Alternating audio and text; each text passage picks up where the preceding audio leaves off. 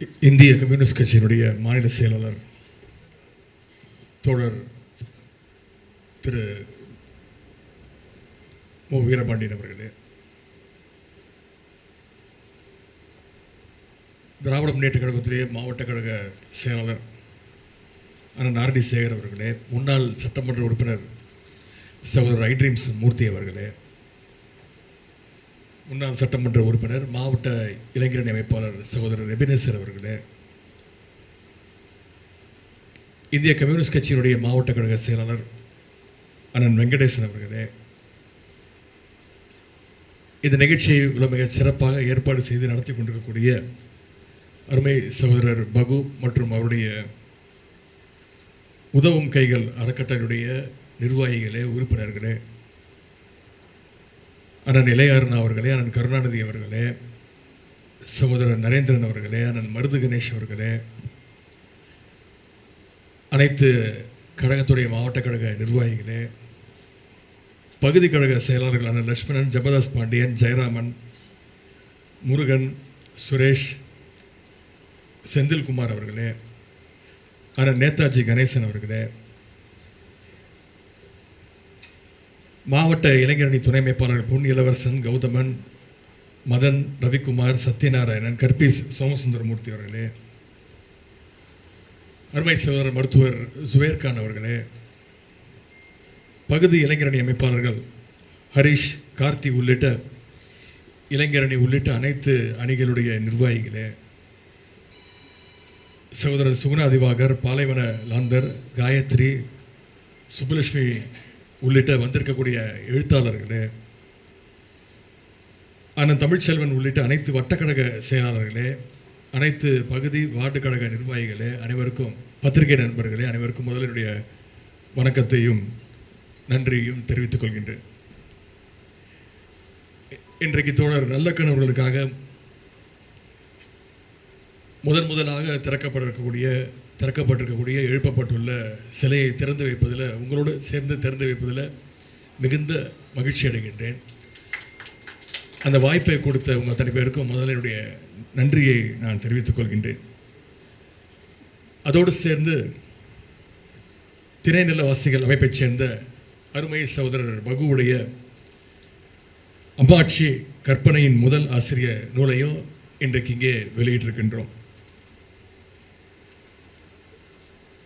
தோழர் நல்லக்கண் அவர்களுக்கு சிலை அமைச்சிருக்கிறது மூலமாக இன்றைக்கு இந்த சமூகம் உண்மையிலே யாரை நாம் கொண்டாடணும் அப்படிங்கிறத இந்த நிகழ்ச்சியின் மூலமாக இந்த அமைப்பினர் மிக தெளிவாக சொல்லியிருக்கிறாங்க.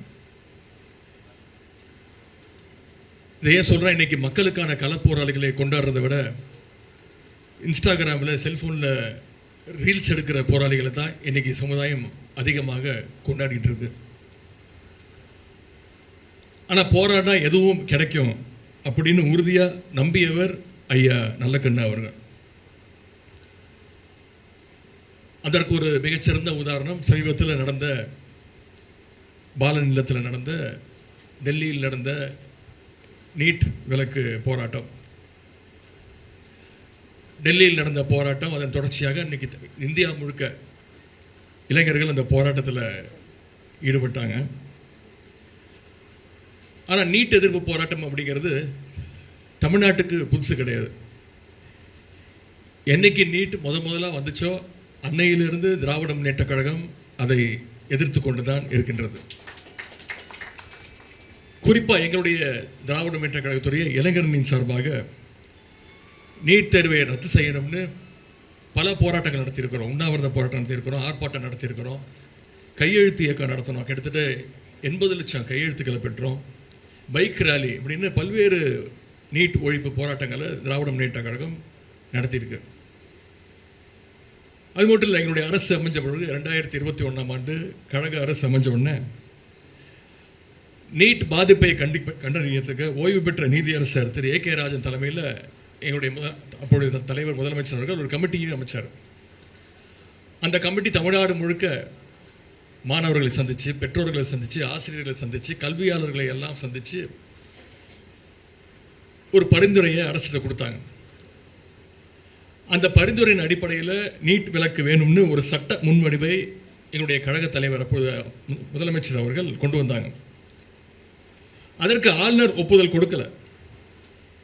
உடனே எங்களுடைய முதலமைச்சர் அவர்கள் உச்சநீதிமன்றம் வரைக்கும் போய் போராடின இயக்கம் தான் திராவிட முன்னேற்ற கழகம். டெல்லியில் நீட் குளறுபடிக்கு எதிராக நடந்த அந்த போராட்டம் இன்னைக்கு முடிஞ்சிருச்சு. ஆனால் முடிஞ்சிருச்சுன்னு நான் நினைக்கல. இன்றைக்கு தான் அந்த போராட்டம் ஆரம்பிச்சிருக்கு அப்படிங்கிறது தான் என்னுடைய எண்ணம். நீட்டை முற்றிலும் ஒழிப்பதற்கான தொடக்கமாகத்தான் நான் இந்த போராட்டத்தை பார்க்குறேன். ஐயா நல்லக்கண் அவர்கள் இன்னைக்கு இருந்திருந்தா அவரும் நிச்சயம் இதுதான் சொல்லியிருப்பார். ஐயா நல்லக்கண் அவர்கள் எந்த அளவுக்கு எளிமைக்கு சொந்தக்காரரோ அதே அளவுக்கு போராட்ட குணத்திற்கும் அவர் சொந்தக்காரர்.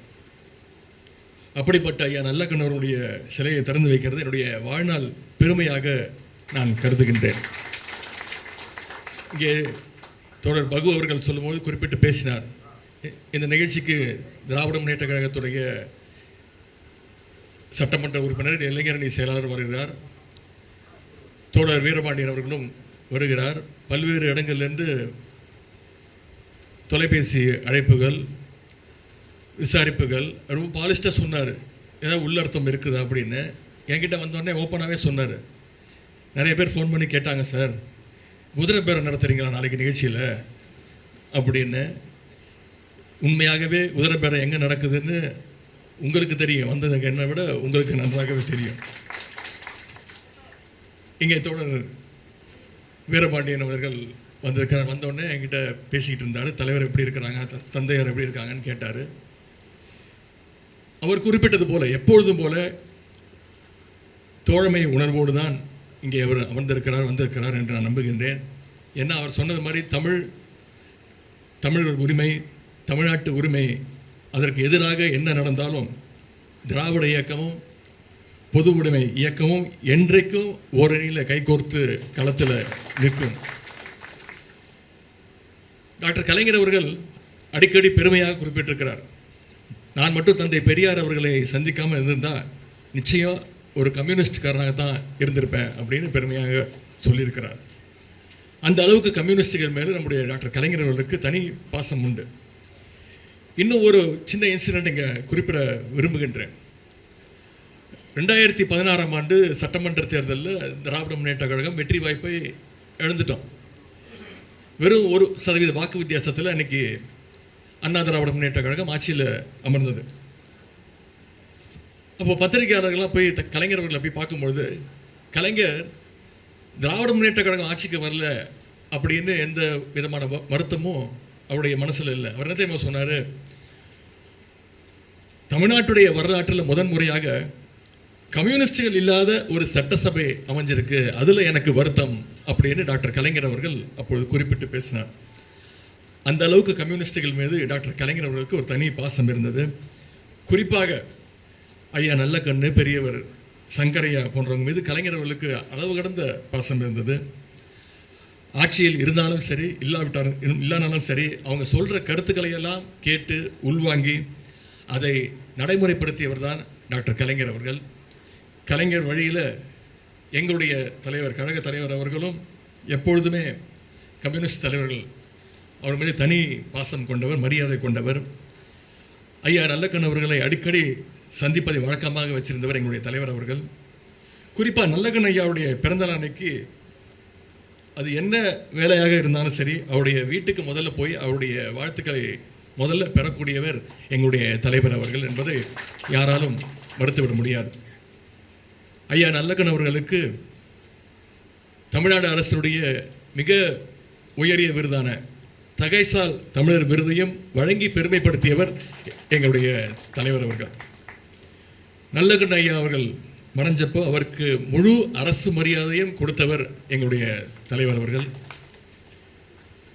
அப்பொழுது பால் நிலத்தில் வைக்கப்பட்டிருந்த ஐயா நல்லக்கண்ணுடைய உடலுக்கு அப்போ முதலமைச்சராக இருந்த எங்களுடைய கழக தலைவர் அவர்கள் உணர்ச்சி பெருக்கோடு வணக்கம் செலுத்திய அந்த காட்சியை நிச்சயம் யாராலும் மறந்திருக்க முடியாது.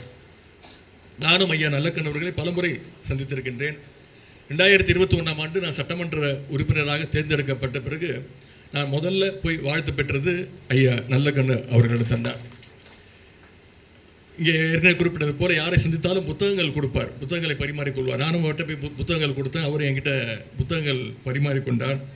நிறைய அரசியல் பேசுவார், பல அறிவுரைகளையும் சொல்லியிருக்கின்றார்.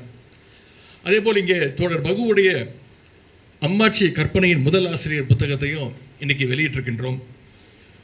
ஒரு புத்தகத்தை கொண்டு வருவது ஒரு சாதாரண விஷயம் கிடையாது. இளைஞரணி திமுக இளைஞரணி சார்பாக நாங்களும் ஒரு பதிப்பகத்தை நடத்தி வருகின்றோம். அதுக்கு நான் பதிப்பாளர். அந்த வகையில் ஒரு பதிப்பாளராகவும் இந்த நிகழ்ச்சியில் கலந்து கொள்வதை நான் மிகுந்த பெருமையாக கருதுகின்றேன். தோழர் பகு இந்த புத்தகத்திற்காக நிறைய உழைச்சிருக்கிறாரு. திணைநில வாசிகளுக்கும் கழக இளைஞரனுக்கும் ஒரு மிக நெருங்கிய தொடர்பு உண்டு. இங்கே தோழர் பகு அவர்கள் குறிப்பிட்டது போல இளைஞரணியுடைய அனைத்து நிகழ்ச்சியிலையும் திணைநில வாசிகளுடைய அந்த நாடகம் ஒவ்வொரு நிகழ்ச்சியிலும் இடம்பெற்றிருக்கக்கூடியது.